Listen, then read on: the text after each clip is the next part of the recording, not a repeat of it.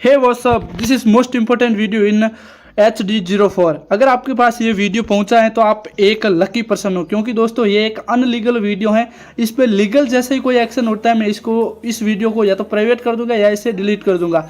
अगर मैं same to same paper डालता जो आपका होने वाला है 16 अगस्त को, तो वो मेरा हाथों हाथ वीडियो डिलीट हो जाता। तो इसलिए मैं इतना रिस्क नहीं लेना चाहता दोस्तों। इसका एक क्वेश्चन आपके लिए मोस्ट इंपॉर्टेंट है। आपके 70 में से 70 क्वेश्चन है जो इसी पेपर में से आने वाले हैं।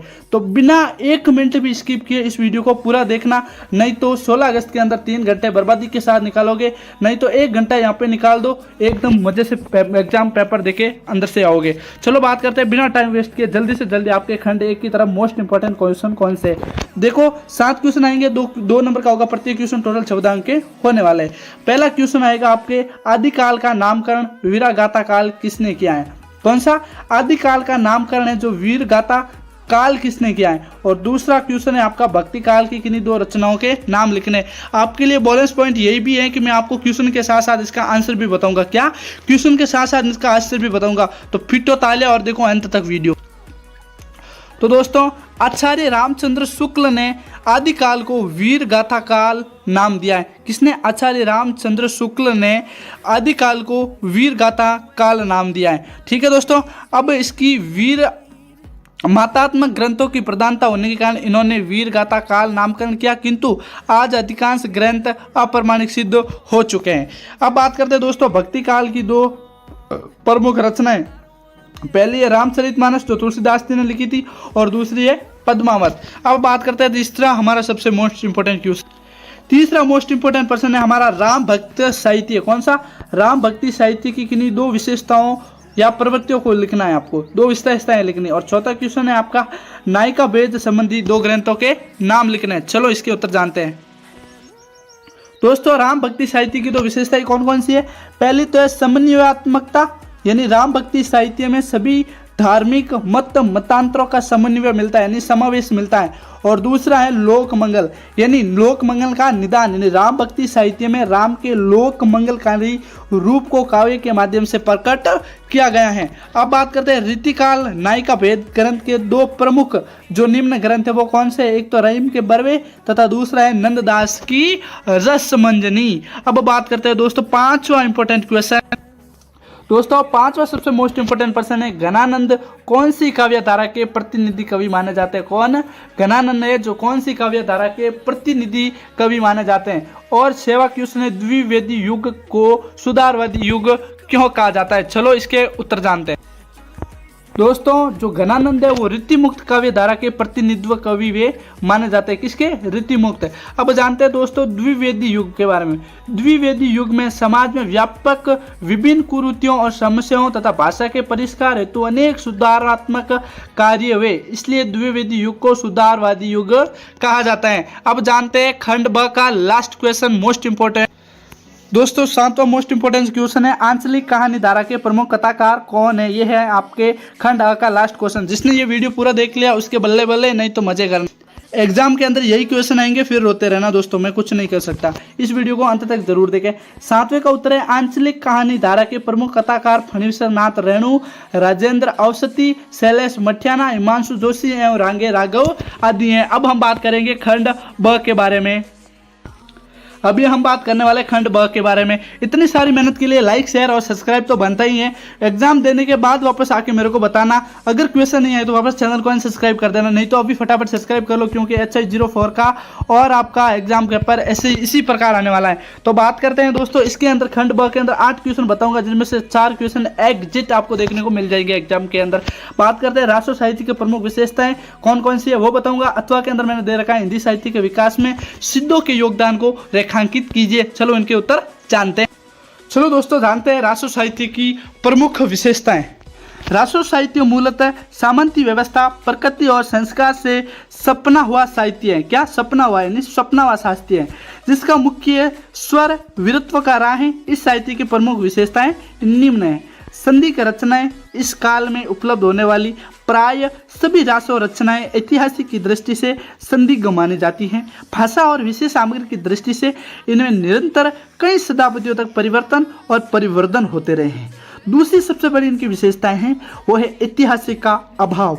क्या चीज? ऐतिहासिकता का अभाव। आदिकालीन रासो रचनाओं में इतिहास प्रसिद्ध चरित्र नायकों के लिए किया गया है, किंतु उनका वर्णन युद्ध इतिहास की कसौटी पर खरा नहीं उतरा है। उन कवियों द्वारा किए गए संवत और तृतीया इतिहास से मेल नहीं खाती हैं।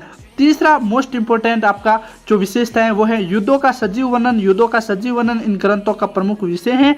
कवियों का युद्ध वर्णन अत्यंत सजीव बन पड़ा है। चारण कवि केवल रचनाकार ही नहीं थे, वे समय आने पर हाथों में तलवार लेकर लड़ना भी जानते थे। ये रासों साहित्य की मूल विशेषताएं हैं। बात करते हैं चौथी सबसे बड़ी विशेषता वो थी स्त्रियों एवं भूमि के लिए युद्ध। किसके लिए? वीर गाथा काल में अधिकतर नारियां ही युद्ध का प्रमुख कारण रही है। इसके साथ भूमि और सोने की छांव में भी युद्ध हुआ करते थे।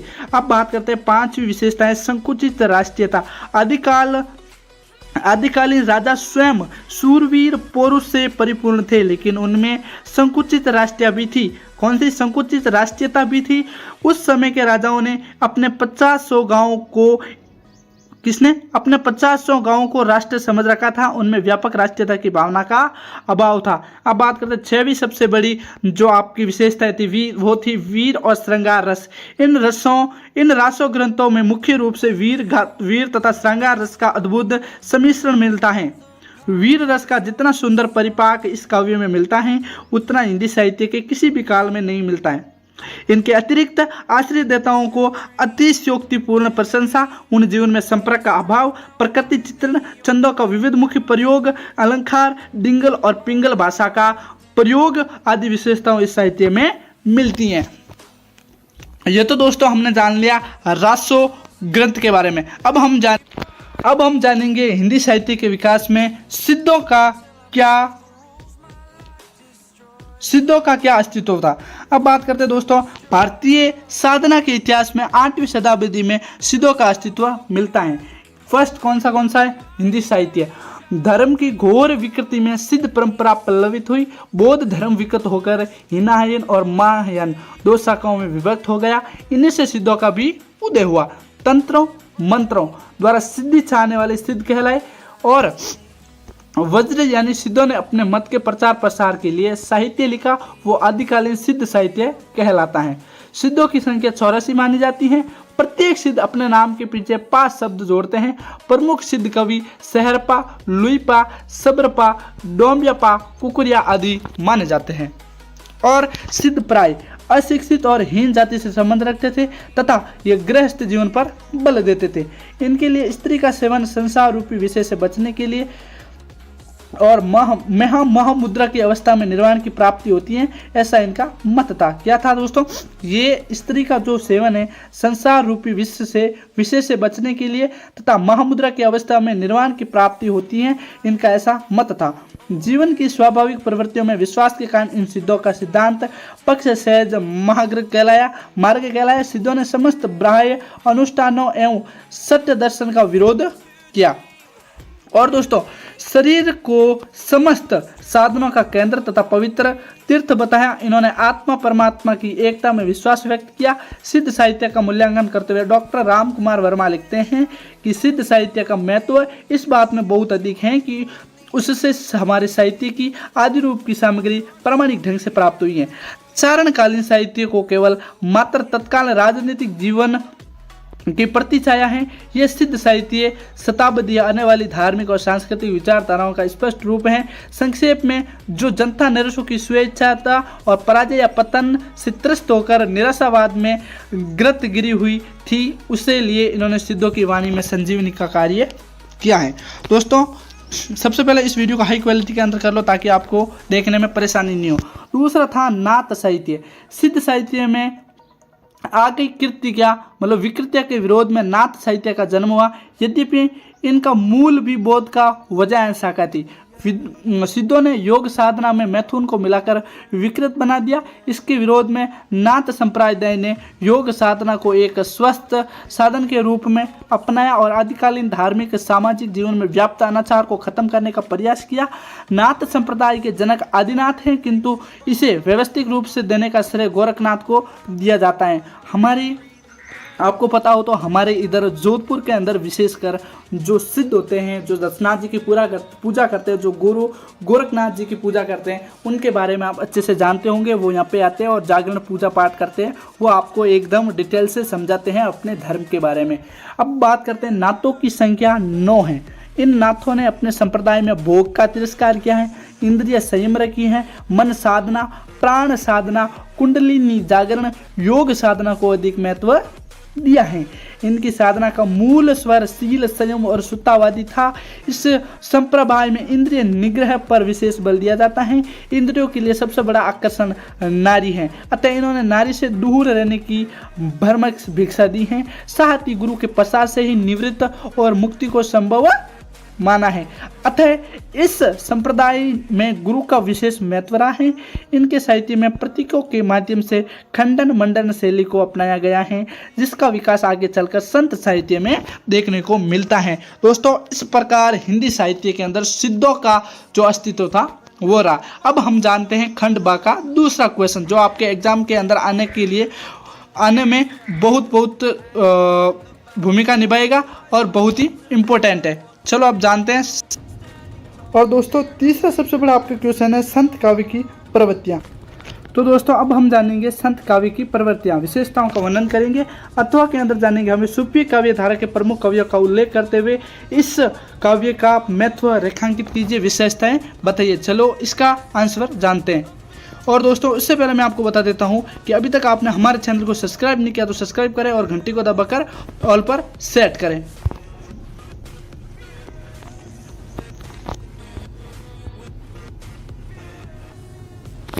अब हम बात करेंगे संत काव्य की विशेषताओं के बारे में। संत काव्य सामान्य जन के जीवन में डूबी हुई अनुभूतियों का काव्य है। संत काव्य का प्रधान विषय आध्यात्मिक भावों का निरूपण करना रहा है। इस काव्य की प्रवृत्तियां इस प्रकार हैं। फर्स्ट कौन सी है? ईश्वर के निर्गुण रूप में विश्वास। संत कवि ईश्वर की आराधना करते थे। उनके अनुसार ईश्वर का ना तो अवतार होता है न ही कोई आकार होता है। वो तो प्राप्तार, अगोचर, निरंजन, स्वयंभू और ज्योति के रूप में तीन विद्यमान है, सब में विद्यमान है। दूसरा है व्यक्तिगत अनुभव पर बल।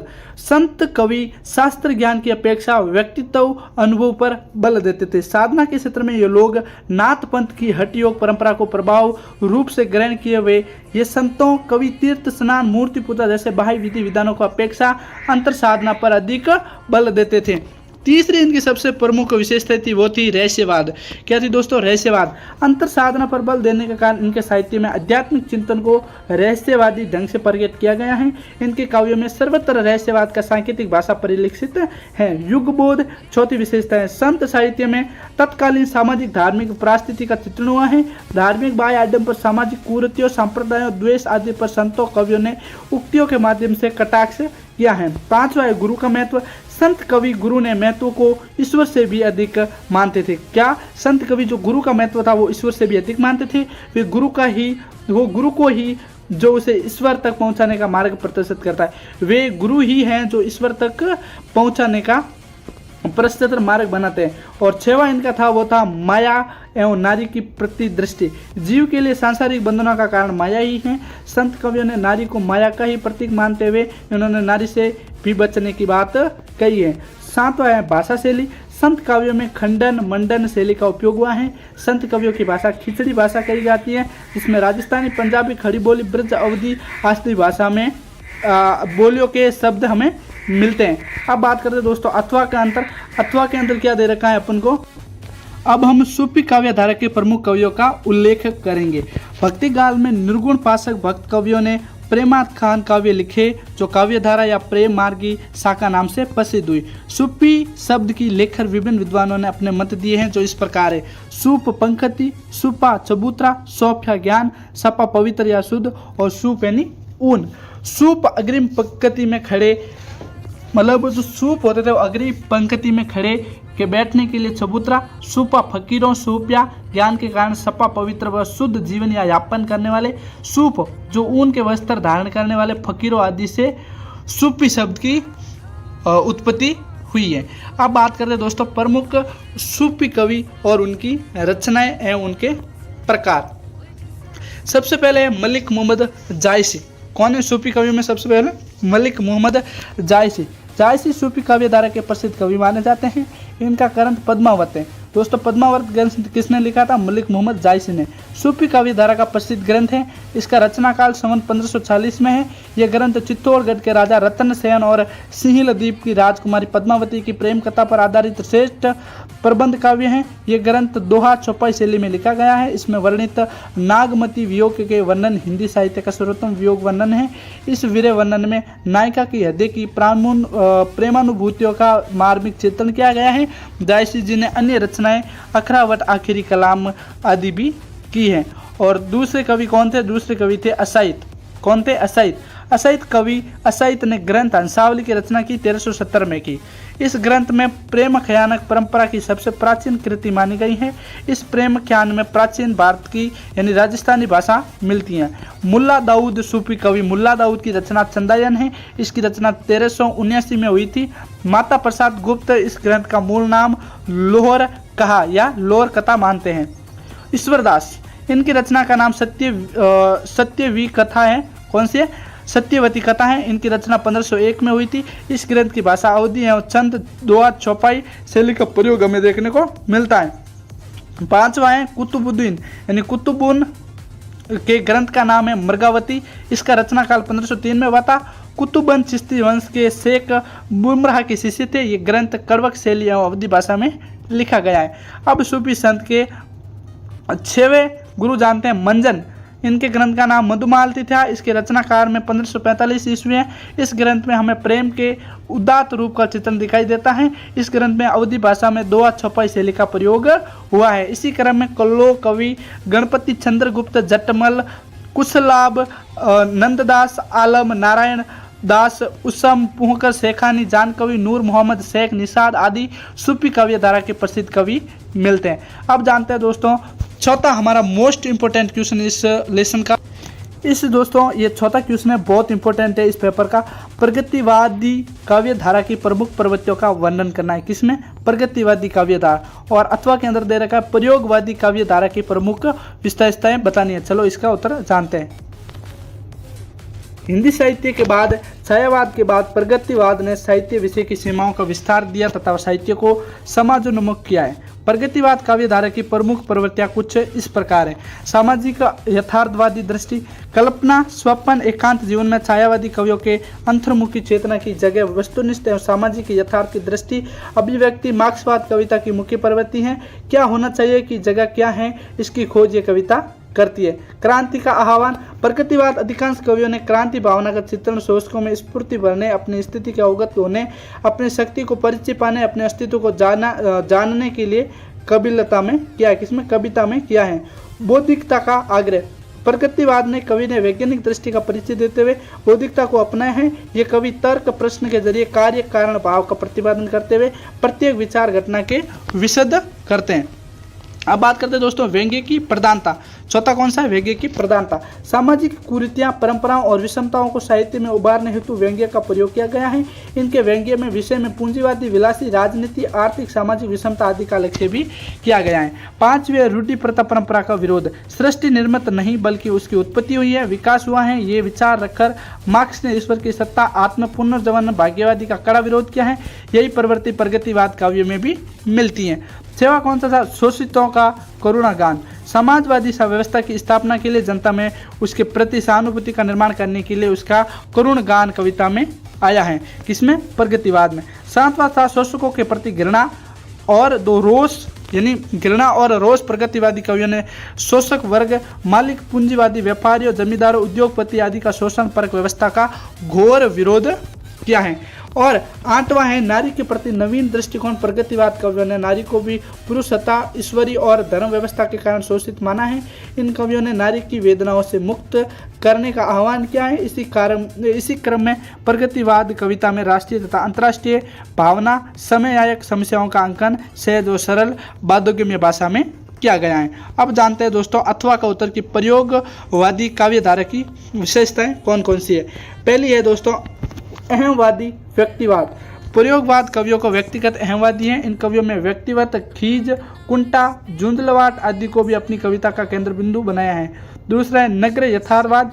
प्रयोगवादी कवियों ने समाज की अश्लीलता, अस्वस्थता, नग्नता आदि को यथार्थ रूप में प्रदर्शित किया है। यह साहित्य जनता की भावना को परिष्कृत नहीं कर पाया है, वरन इसमें साहित्य में गंदी लालक पाठक को विकृत किया है। अति बौद्धिकता, प्रयोगवादिता, काव्य बौद्धिकता ग्रसित है। बौद्धिकता के कारण इस काव्य में निरसता और शुष्कता आ गई है। इस काव्य में अधिक की कोमल प्रवृत्तियों की अवहेलना हुई है। चौथा है दोस्तों उपमानों की नवीनता। प्रयोगवाद काव्य की सबसे बड़ी विशेषता उपमानों की नवीनता है। इन कवियों ने पुरानी रूपकों और उपमानों को छोड़कर नवीनता का समावेश किया है। जैसे मेरे सपने इस तरह टूट गए, जैसे भूजा हुआ पापड़। निराशावाद। प्रयोगवादी काव्य में सर्वत्र निरावस्थता व्याप्त है। प्रयोगवादी कवि नैराश्य के कोरे से गिरे हुए तथा जीवन में जगत के प्रति भी निराशावाद दृष्टि रखते हैं। सामान्य विषयों के महत्व। प्रयोगवादी कविताओं में कवि के परिधि व्यापक हैं। कविताओं में जब चाय की प्याली, गर्म पकौड़ा, ठंडा बियर और चूड़ी का टुकड़ा आदि का वर्णन किया गया है। छंद, विधान और भाषा अलंकारों की दृष्टि से उन्हें रूपक, उपमा, उत्प्रेष आदि का उपयोग किया जाता है। मुक्त छंद तथा काव्य की भाषा सरल, सरस, खड़ी बोलियां तथा शैली मुक्त है। इस नवीन भाषा में विज्ञान, भूगोल, दर्शन, गणित आदि के शब्द भी मिलते हैं। इस प्रकार दोस्तों आपका चौथा क्वेश्चन है वो सॉल्व होता है। अब दोस्तों खंड बा का लास्ट क्वेश्चन है आपका, प्रेमचंद और उनकी कथा धारा पर टिप्पणी लिखनी है। अथवा के अंदर दे रखा है हिंदी कहानी के उद्भव एवं विकास पर संक्षिप्त में टिप्पणी लिखनी है।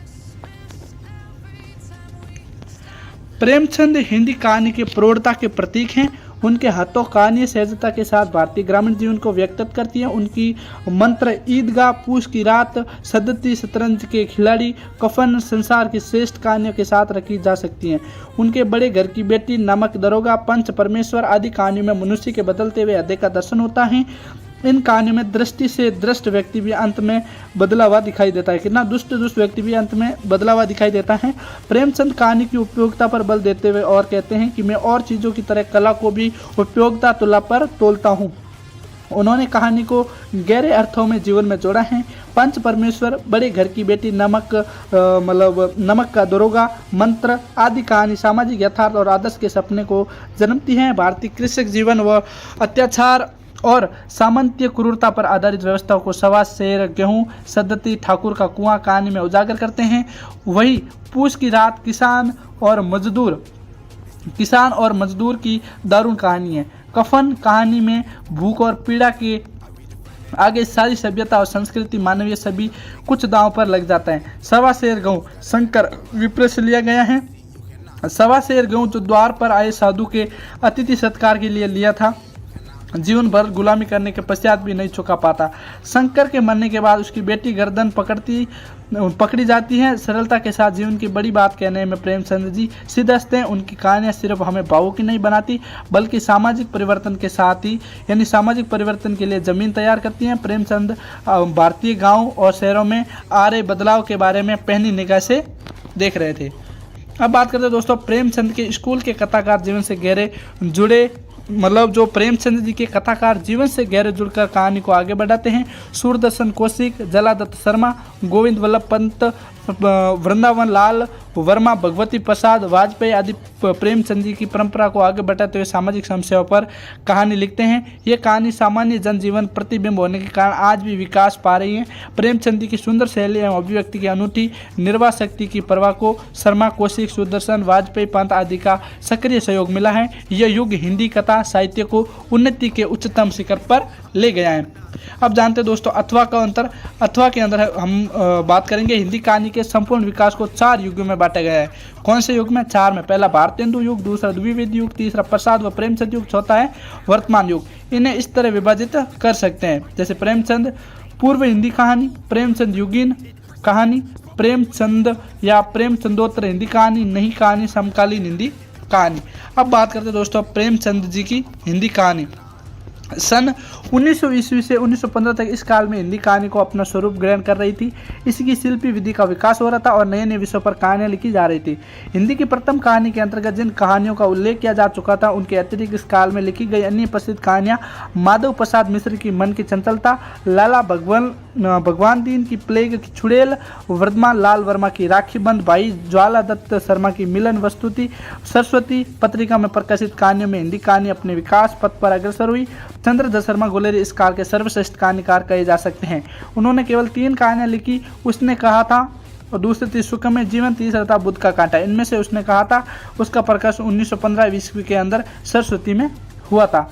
अब बात करते हैं दोस्तों प्रेमचंद योगिन कहानियाँ। प्रेमचंद हिंदी के युग प्रवर्तक कहानी माने जाते हैं। पहले वे नवाब राय के नाम से उर्दू में लिखते थे। उर्दू में लिखा हुआ उनका कहानी संग्रह सोजे वतन 1907 में प्रकाशित हुआ। उनकी पहली हिंदी कहानी पंच परमेश्वर सन 1936 में हुई थी। आपको बता दूं सोजे वतन है उसको बाद में अंग्रेजों ने जला दी गई और बैन कर दिया था। और प्रेमचंद को कहा आगे से ऐसी कोई भी कथा लिख दी तो आपको जेल हो सकती है, एक बार माफ कर दिया गया था। अतः इस काल को प्रेमचंद युग की कहानी समुचित प्रतीत होती है। प्रेमचंद की प्रारंभिक कहानियां आदर्शात्मक, इतिवृत्तात्मक एवं घटना बहुत हैं। प्रेमचंद की प्रमुख कहानियों में पंच परमेश्वर, बूढ़ी काकी, ग्रहदर परीक्षा, आप बीती, समाज शेर गऊ और आत्माराम, सुजान भगत, आत्मा का हृदय, ईदगाह, लाटरी, पूस की रात आदि के नाम से भी जाने जाते हैं। सहज सरल प्रवाहपूर्ण भाषा जिसमें उर्दू अंग्रेजी के चलते हुए शब्द प्रयुक्त प्रेमचंद की कहानियों से भी उपलब्ध होते हैं। प्रसाद की कहानी प्रेमचंद के युग के एक प्रभुत्वशाली कथाकार के रूप में भी श्री जयशंकर प्रसाद का नाम लिया जाता है। उनके 5 कहानी संग्रह प्रकाशित हुए जिनका नाम छाया, प्रतिनिधि, आकाशदीप, आंधी और इंद्रजाल। कुल मिलाकर 69 कहानियां लिखी इन संकलों में संकलित की गई हैं। उनकी कहानियों में अनुभूति की तीव्रता, काव्यात्मकता, प्रेम चित्रण, प्रकृति निरूपण एवं कल्पना की प्रचुरता विद्यमान है।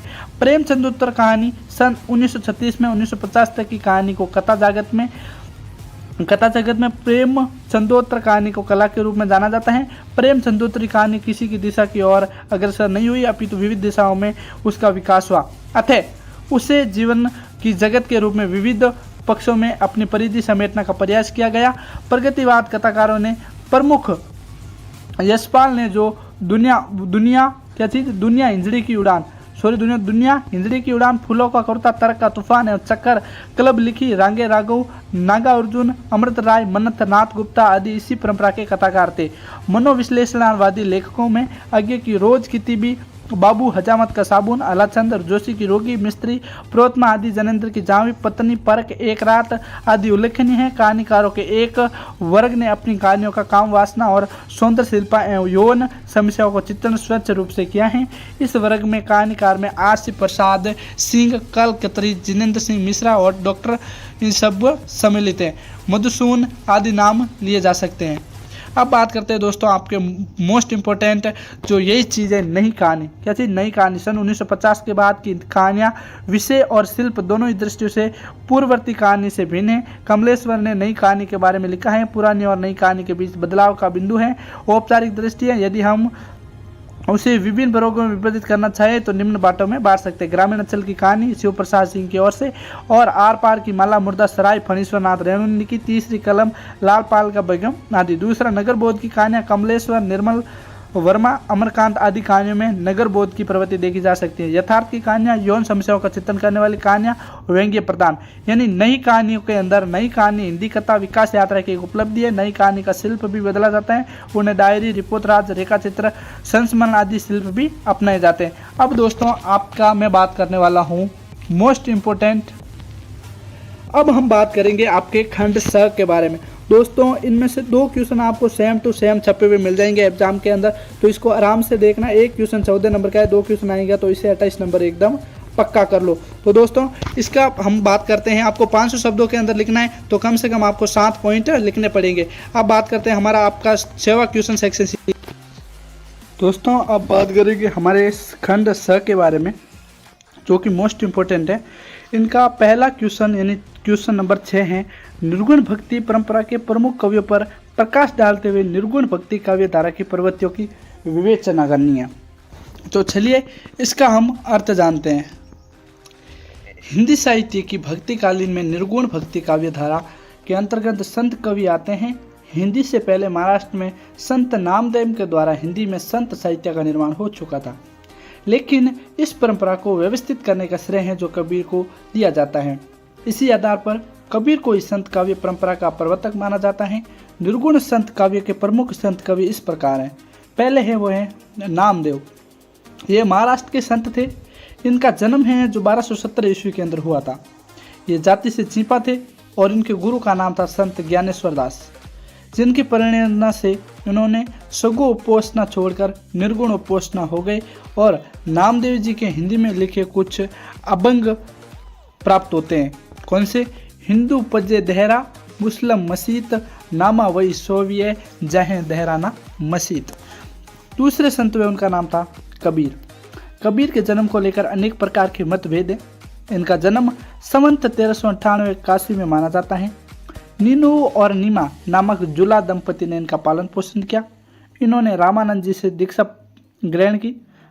कबीर अनपढ़ थे, वे स्वानुभूति पर विश्वास करते थे। कबीर की वाणी को उनके शिष्य धर्मदास ने बीजक नाम ग्रंथ लिखा और उसमें संकलित किया। बीजक के 3 भाग है, साकी, शब्द और रेमेनी। तीसरे गुरु थे वो कौन से थे? तीसरे संत रैदास। रैदास जातिगत चमार थे और वे भी रामानंद के शिष्य थे। इन काव्यात्मक आडम्बरहीन, सहज, निरह, आत्मसमर्पण और हार्दिक भाव से समृद्ध थे। मीराबाई ने इन्हें अपना गुरु स्वीकार किया है। रैदास की रचना रैदास की बानी नाम से संकलित है। इनके काव्य का उदाहरण प्रभु जी, तुम चंदन हम पानी, जाखी अंग अंग बास समाने। चौथे जो संत थे वो थे दादू दयाल। इनका जन्म संवत 1601 में अहमदाबाद में हुआ। ये गृहस्थ संत थे। इन्होंने देश भर में भ्रमण किया और बाद में सांबर के पास नरेना में मठ स्थापित कर वहीं बस गए। इन्होंने पर ब्रह्मा संप्रदाय की स्थापना की, जो बाद में दादू पंथ के नाम से भी प्रसिद्ध हुआ। इनकी वाणी का संकलन हरडे वाणी और अंगुवधु के नाम से भी शिष्यों ने किया है। 5वें गुरु थे, उनका नाम था मलूक दास। इनको जन्म सन 1631 में इलाहाबाद जिले के कड़ा गांव में हुआ। ग्रस्त जीवन यापन करते हुए भी ये सांसारिक विरक्ति का अनुभव करते थे। इनके कई ग्रंथ मिलते हैं जिनमें ज्ञान बोध, रतन खान, भक्त बचावली, भक्ति विवेक, ज्ञान रुचि आदि प्रमुख है। 6वें संत वे सूरदास। ये संत दादू दयाल के शिष्य थे। इनका जन्म संवत 1653 ईस्वी में तथा देहांत वो 1746 में हुआ था। सभी संत कवियों में सबसे अधिक शिक्षित और प्रतिभावान थे। इनके कुल 42 ग्रंथ बताए जाते हैं। इनके समस्त रचनाओं का सुंदर ग्रंथावली के नाम से भी संकलन किया गया है। 7वें संत हैं नानक देव। ये सिख मत के प्रवर्तक थे। इन्होंने जन्म संवत 1526 के अंदर तलवंडी गांव में लाहौर में हुआ था। ये बहुश्रुत थे तथा देशांतर पर अनेक संत साधुओं का सत्संग कर ज्ञान प्राप्त किया करते थे। इनकी वृद्ध भाषा की रचनाएं गुरु ग्रंथ साहब में संकलित हैं। इनके काव्य का उदाहरण रैन गवाई सोई के, दिवसु गवाई खाए, हीरे जैसा जन्म हूँ, कौड़ी बदले जाए। 8वें जो गुरु है वो है जम्बनाथ। इनका जन्म 1451 के अंदर हुआ था। कहाँ पे हुआ था? अपने नागौर के पिपसर गांव में हुआ था। इन्होंने विष्णु संप्रदाय की स्थापना की है। 1574 में इन्होंने समाधि ग्रहण की, जिसे समराथल नाम से पुकारा जाता है। इनकी रचनाओं में जम्ब गीता प्रमुख हैं। अन्य संत कवि संतों की एक लंबी परंपरा विद्यमान रही है। हरिदास, निरंजनी, सिंगा, लालदास, धर्मदास, संत रजब, संत सेन धन्ना, बैनी इत्यादि प्रमुख संत कवि हुए हैं। अब बात करते हैं दोस्तों आपके 7वें क्वेश्चन की तरफ। 7वां क्वेश्चन है आपका, कृष्ण भक्ति काव्य धारा में संवेदना और शिल्पगत विशेषताओं का वर्णन करना है। चलिए कृष्ण भक्ति की काव्य धारा में संवेदना और शिल्पगत विशेषताओं का वर्णन करते हैं। हिंदी साहित्य में कृष्ण काव्य धारा का अपना विशिष्ट स्थान है। इस काव्य धारा के साहित्य में आनंद और उल्लास का अनोखा रूप देखने को मिलता है। कृष्ण लीलाओं का निरूपण कृष्ण काव्य धारा यानी आपको बता देते हैं कि हिंदी साहित्य में कृष्ण काव्य धारा का अपना एक विशिष्ट स्थान है। इस काव्य धारा के साहित्य में आनंद और उल्लास का अनोखा रूप देखने को मिलता है। कृष्ण लीलाओं का निरूपण। कृष्ण काव्य धारा की ये प्रधान विशेषता है कि इसमें श्री कृष्ण की विविध लीलाओं का गान किया गया है। कृष्ण भक्त कवियों ने विशेष के रूप से अपने उपास्य देव की बात और किशोर जीवा की लीलाओं में निरूपण किया है। इन लीलाओं में रामलीला, दान लीला, मान लीला, भाव लीला, बंसी वादन, गरुंज चरान, चिरहरण प्रमुख हैं। कृष्ण की विविध लीलाओं के निरूपण का उद्देश्य अखंड आनंद जीवन की आध्यात्मिक परिपूर्णता की अभिव्यक्ति करना है। दूसरा है सख्य भाव की भक्ति। इस काव्य धारा की ये भी एक विशेष प्रवृत्ति है कि इसकी भक्ति में सक्ष एवं कांता भाव की प्रधानता है। सक्ष भाव की प्रधानता के कारण ही इस काव्य धारा के काव्य में दास्य भाव की भक्ति तथा नवदा भक्ति के दर्शन भी होते हैं। तीसरा है दोस्तों अलंकार योजना। कृष्ण भक्त कवियों ने अपने साहित्य में अलंकारों का प्रयोग है जो बड़े स्वाभाविक और सजीव रूप में किया है। इनके काव्यों में अलंकार, साधन, अतिशयोक्ति, उपमा और आदि अलंकारों का विश्लेषण विशेष प्रयोग हुआ है। छंद विधान। इस काव्य धारा के कवियों ने प्रमुख रूप से अपने साहित्य में पद छंद का प्रयोग किया है, परंतु इसके अतिरिक्त चौपाई, सरसी, दोहा, रोला, रोला दोहा, सवैया, छप्पैया, हरिगीतिका आदि छंदों का भी प्रयोग किया है। भाषा, इस काव्य धारा के प्राय सभी कवियों ने श्री कृष्ण को लीला स्थली की भाषा ब्रज भाषा को ही अपनाया है। वैसे ब्रज भाषा अपनी सरसता के लिए प्रसिद्ध है, पर इन कवियों में इसका सरसता में 4 चांद लगा दिए हैं। इनके हाथों में पढ़कर ब्रज भाषा का रूप निखर उठा है। संगीतात्मकता, कृष्णा काव्य धारा में एक विशेष प्रवृत्ति दिखाई देती है, वो है संगीतात्मकता। इस काव्य धारा के अधिकांश कवि जो उच्च कोटि के नायक रहे हैं, उसी का परिणाम है कि आज इन काव्यों में असावतीरा, सारंग, मल्हार, केदार, गौरी, धनासरा आदि अनेक राग रागिनियां प्राप्त होती रहती हैं। इन कवियों के राग संगीत के शास्त्रीय कसौटी पर खरे उतरते हैं।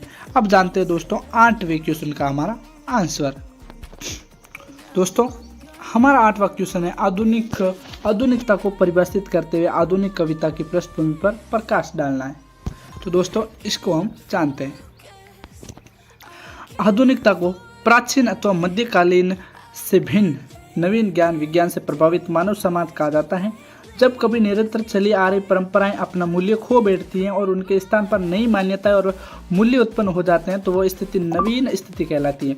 और ये एक प्रकार से आधुनिक है और इसी से आधुनिकता शब्द बना है। साहित्य परंपरागत जीवन मूल्यों और समसामयिक वातावरण से प्रभावित होकर आकार ग्रहण करता है। आधुनिक साहित्य की पृष्ठभूमि कुछ इस प्रकार है। पहला है राजनीतिक पृष्ठभूमि। 1857 का प्रथम स्वतंत्रता संग्राम युद्ध इस काल की प्रमुख घटना है। अंग्रेजी सेना के दमन और भारतीय राजा महाराजाओं के विश्वघात से स्वतंत्रता का प्रथम संग्राम असफल हुआ। विद्रोह के फलस्वरूप ईस्ट इंडिया कंपनी ने समाप्त कर दी और भारतवर्ष ब्रिटिश साम्राज्य का उपनिवेश बन गया। अंग्रेजों ने अपनी आर्थिक, शैक्षणिक और प्रशासनिक नीतियों में परिवर्तन किया। इस देश के लोग भी नए संदर्भ में कुछ नया सोचने और करने के लिए बाध्य हुए। दूसरा था धार्मिक व सामाजिक पृष्ठभूमि। 19वीं शताब्दी में भारत में सामाजिक तथा धार्मिक सुधार आंदोलन हुए। राजा राम मोहन राय के ब्रह्म समाज की स्थापना हो गई। दयानंद सरस्वती के आर्य समाज की स्थापना की। थियोसॉफिकल ने सोसाइटी आदि नेताओं तथा आंदोलनों ने उपनिषद, गीता आदि के ज्ञान की युग समस्त पुण्य व्याख्याएं की। देश में व्याप्त अंधविश्वासों, रूढ़ियों, संकीर्णों, कठोर आवरणों उतारकर उदार तथा आधुनिक स्वरूप को ग्रहण किया। तीसरा है आर्थिक पृष्ठभूमि। आधुनिक काल के पूर्व भारतीय गांवों का ढांचा प्राय अपरिवर्तनशील और स्थिर रहा है। गांव अपने आप में स्वतंत्र गणतंत्र थे, परंतु अंग्रेजी राज्य की स्थापना के पश्चात यातायात, शिक्षा, चिकित्सा, उद्योग आदि में विकास हुआ। भारत से कच्चा माल कम दामों में खरीदकर तैयार माल को ऊंचे दामों में बेचकर अंग्रेजों ने दोहरा लाभ कमाया। भारत के लघु एवं कुटीर उद्योग लगभग नष्ट हो गए। स्वदेशी को स्वीकार और विदेशी को बहिष्कार जैसे आंदोलन उभर कर सामने आए। चौथा था साहित्यिक परिस्थिति। चंद्रधर शर्मा गुलेरी एंड शुक्ल जी के अनुसार साहित्य का जनता की संचित चित्रवृत्तियों का प्रतिबिंब है। इसका अर्थ सामाजिक, राजनीतिक, धार्मिक और आर्थिक परिस्थितियों से भी मापा जा सकता है। क्रिया प्रक्रियाओं के साथ संवेदनाओं का प्रभाव साहित्यकारों के मन मस्तिष्क पर होता है। इस नवयुगीन समय में काव्य की भाषा ब्रज के स्थान पर खड़ी बोली स्थापित हुई है। साथ ही साहित्य में कई विधाओं का जन्म हुआ है। कहानी, उपन्यास, नाटक, एकांकी, जीवनी, रेखाचित्र, संस्मरण, आत्मकथा, रिपोर्ट, राज, डायरी, पत्र आदि गद्य की विधाएं विकसित व समृद्ध हुई है। पांचवा था दोस्तों प्रेस और जनमत की भूमिका। प्रेस और जनमत की भूमिका किसी भी नए विचार अथवा मान्यता को आत्मसात करने तथा उसका समाज में प्रचार प्रसार करने की दृष्टि से प्रेस की विशेष भूमिका होती है। प्रेस का प्रयोग अंग्रेज मुख्यतः अपने स्वार्थ सिद्धि के लिए करते थे। अतः प्रेस की स्वतंत्रता को लेकर अंग्रेजों और भारतवासियों से आरंभ से ही टकराव रहा है। समाचार पत्रों के माध्यम से विचारों का विनिमय तथा जागरण की भावना जगाना सहज हो गया है। भारत तेंदु के समय में शायद ही ऐसा कोई साहित्यकार रहा हो जो इसका संबंध किसी न किसी पत्र पत्रिका से न हो।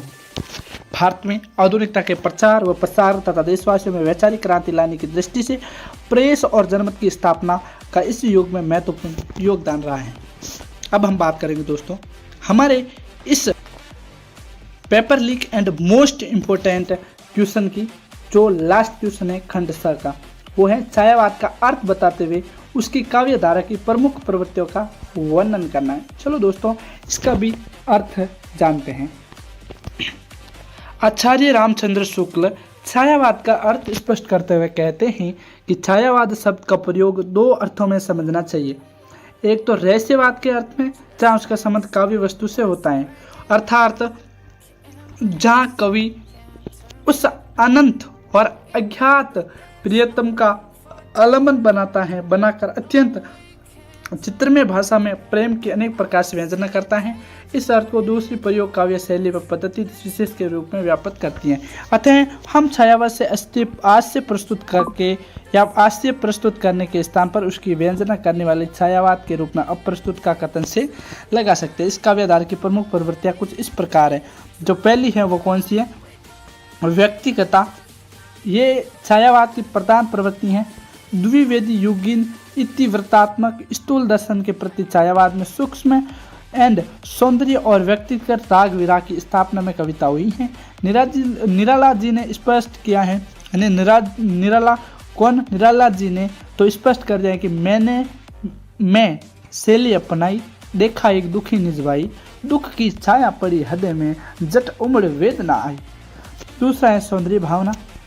छायावाद कविता में न रीतिकाल की तरह नारी शरीर सौंदर्य और न द्विविध युग की तरह स्थूल, बल्कि इसमें सूक्ष्म सौंदर्य के दर्शन होते हैं। छायावादी काव्य में नारी के बाह्यकार के साथ उसके आंतरिक भाव सौंदर्य की झांकी भी हमें दिखाई देती हैं। प्रसाद की ये पंक्तियाँ, नारी तुम केवल श्रद्धा हो, विश्वास रजत नग पगताल में, पीयूष स्रोत से बहा करो सु जीवन के सुंदर समताल में। तो ये हैं कुछ अपने छायावादी कवि, रीतिकाल के कवि के प्रमुख लाइन है, पंक्तियाँ। तीसरा है प्रेम का स्वरूप।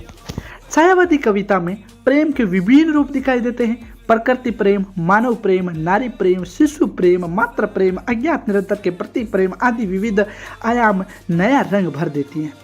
भरा नयनों में मन में रूप, किसी छलिया का अमर अनूप, जल थल मरुथ व्योम में जो छाया है सब और। अब बात करते हैं, चौथा है रहस्यवाद या छायावाद की प्रमुख प्रवृत्ति रहस्यवाद। छायावाद रहस्यवाद प्राचीन आध्यात्मिकतावाद भावना से आबद्ध नहीं है, बल्कि वो भावना के क्षेत्र में स्वच्छंद होकर विचरते हैं। प्रसाद का ये जिज्ञासा मूलक स्वयं है। क्या लिखा उन्होंने? हे अनंत रमणीयम कौन तुम, हे अनंत रमणीयम कौन तुम, ये मैं कैसे कह सकता, कैसे हो क्या हो, इसका तो भार विचार न सह सकता। पांचवा है कल्पनाशीलता। कल्पना काव्य के मूल में होती है, परंतु छायावादी कल्पना का स्वपन या दिवास्त प्रेम के रूप में होती है। कल्पना की अतिशयता के कारण छायावाद कविता को जनजीवन से दूर, उदाहरणार्थ आज या पलायनवादी कहा गया है। आह, कल्पना का सुंदर वो जगत मधुर कितना होगा। छठवां है मानवतावादी दृष्टि। छायावादी काव्य सोचियों के प्रति सहानुभूति व्यक्त करना है। पंत मनुष्य को मानव तुम सब से सुंदर कहते हो, वही माँ देवी अपनी करुणों में सबको समाहित करना चाहती हैं।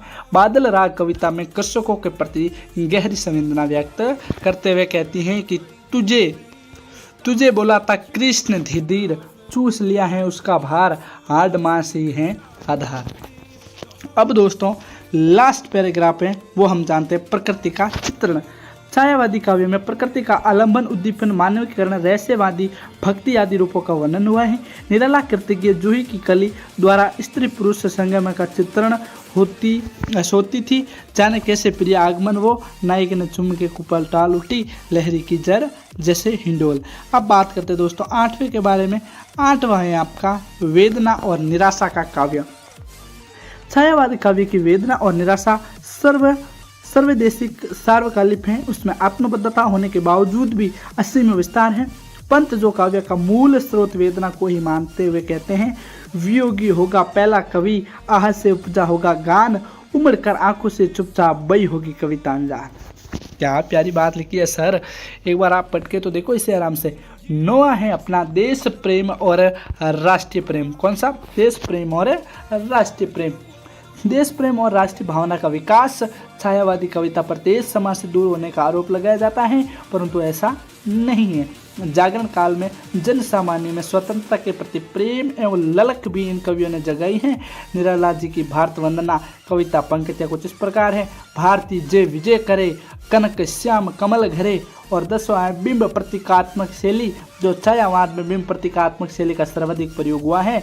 वस्तुतः छायावाद कवियों की अभ्यंजना समता साहित्य में अनूठी है। उदाहरणतः चित्त स्रोत पर क्रीड़ा करता जैसे मधुमेह पिंग पराम। दोस्तों इसी के साथ आपका जो ये वाला क्वेश्चन, इसे चाहे आप क्वेश्चन पेपर कह लो, चाहे मॉडल पेपर कर दो या लीक पेपर कह लो, इसका पूरा का पूरा प्रश्नों के साथ मैंने आपको उत्तर बता दिए हैं। उसी के साथ मैं आपको एक बार पूरे के पूरे प्रश्न हैं वो वापस दोहरा देता हूं ताकि आपको पूरा का पूरा याद रह सके। खंड अ के अंदर हमने जाना आदिकाल का नामकरण वीर गाथा काल किसने किया।